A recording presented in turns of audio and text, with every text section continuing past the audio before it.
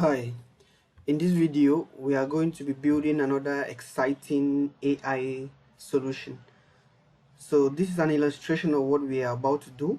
So the solution is going to permit a client to send a query along with that their prompt, and then we are going to use that query and search through our knowledge source. So we are going to create a knowledge source, and by that we are simply going to go through Amazon Bedrock, create a knowledge source, and then add the source of our data that we want to use in order to process our queries on it. So the user's prompt is going to be submitted along with the query, and then we are going to use that to search our knowledge base here, and then at the end of that process we are going to extract some relevant information and some enhanced text.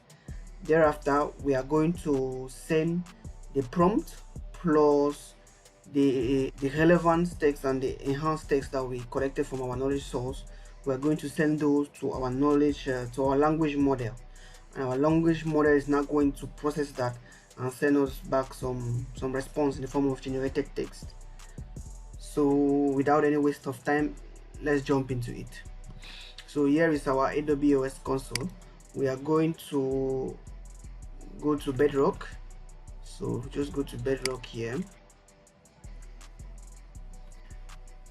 So once we are on Amazon Bedrock, so as you can see, it says here that it is the easiest way to build and scale generative AI applications. So if you want to build you want to leverage the power of AI and all the language models that you've been hearing, most of them, if you want to leverage the power of those on AWS, then Amazon Bedrock is the fully managed service that we can use. So while we are here, we'll click on get started,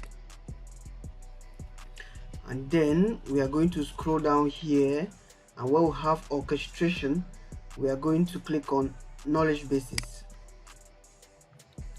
and then we are going to click on create knowledge base, or right here create knowledge base.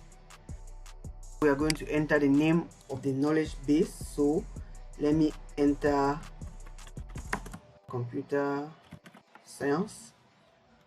Click on next.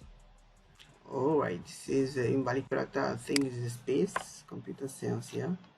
Next, we click on. So here we have to choose the source of data that we want to use that we want to submit to our knowledge base, our data source. So generally, you can just create an S3 bucket and then upload your data into it. So I've already done that. So I'll click on browse. And then on my S3 buckets here, I have this bucket Gitcode that I created, so I'm going to click on it, and inside the bucket I have a couple of files here. So I'm going to use this file here as my data to create my knowledge base. So I'll click on that and choose, click on next, and then here I'm going to choose the embeddings model. So embedding is a process where we are going to collect that data.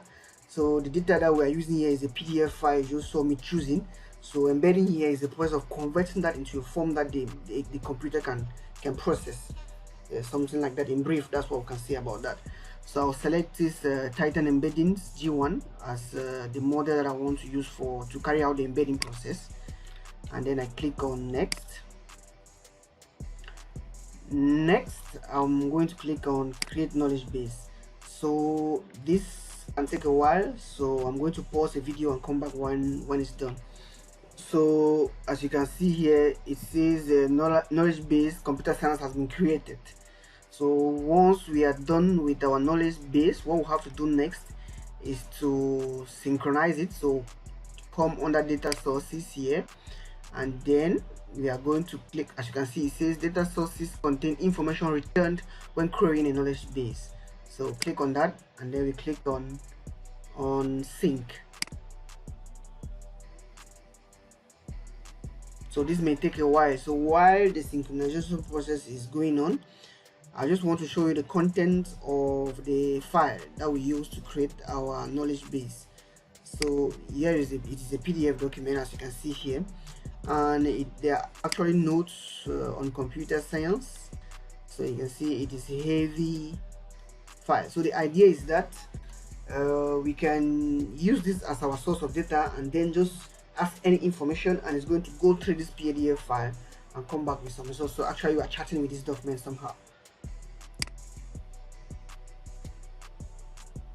So it says here available. It means the synchronization process is complete. So in order to use our service, what we're going to do next is click on select model, and then here on the models that are available for us to use here, they are from Anthropic, and we have the Claude AI models here. So I'm going to select the Claude 3 Sonnet, and then I click on apply. So once that is done, we can then chat with our document. So what I'm going to enter as a prompt here, I'm going to enter something like, what is football? So hopefully there's nothing in our knowledge base that has to do with football.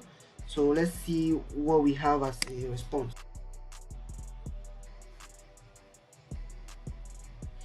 So as you can see here, it has gone through our knowledge base and it did not see, like, it did not find any result. So it says, unfortunately, none of the provided search results contain information about football. So now let's try and send a different prompt that we are sure that it will be found on our knowledge base. So let's ask something like, what is we can say database.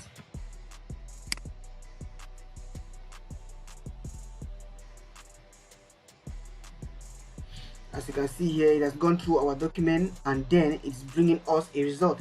And guess what? It even has sources or references to tell you exactly where it got what to be able to come up with this result we have here. So if we click on show sources here, you now see that it is telling us exactly where it got the results that it is showing us. So I hope we can all see how powerful this can be. Just imagine how you can scale this and create a very powerful solution. So I think this is really good. This is something good, really. All right, so this is actually it. So we have been able to create a knowledge base, and then we have pushed our data into our knowledge base. So we are using that as source. So every time a user is going to submit a query, we are then going to use that query and search through our knowledge source or knowledge base and then come out with some response. So we can equally use this like we can equally use the API to be able to communicate with this service. So if I go on my VS Studio Code here, I have a Python script here. As you can see, the Python script simply does exactly what we just did. This time it is using like as you can see here, we're importing the Bottle3 library, Python library, and you can understand this Python library is simply a library that we use every time we want to use Python as a language to be able to create resources on AWS as an SDK. Yeah.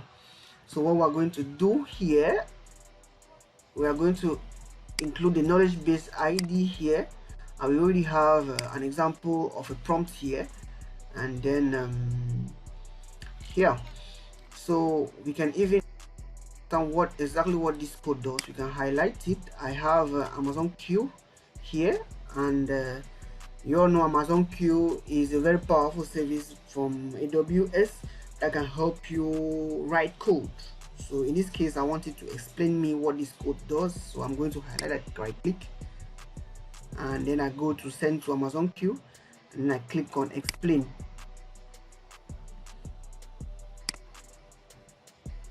As you can see here, Amazon Q is trying to explain what that code is and what it actually does.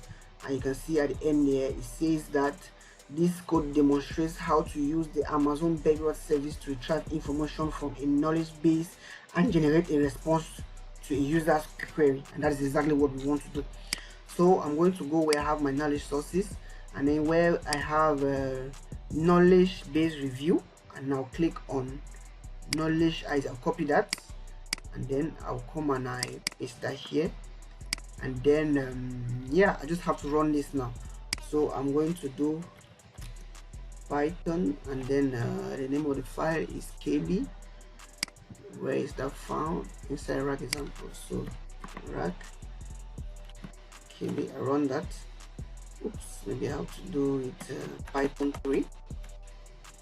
And I run that. So as you can see, it says here that sorry, I am unable to assist you with this request. So what is the request here? The request here is the request. It is what is AWS cloud. So it has gone through our knowledge base and did not find anything that has to do with AWS cloud. So I'm going to change this to what is a computer, and then I'm going to run it again. As you can see here, it now says that it now came up with a response. So this is the response that it brought. So that's it for the video. As you can see here, Bedrock is a very powerful tool that we can really leverage in order to deploy and build AI solutions. So that is what I had for you for this video. Thank you for watching.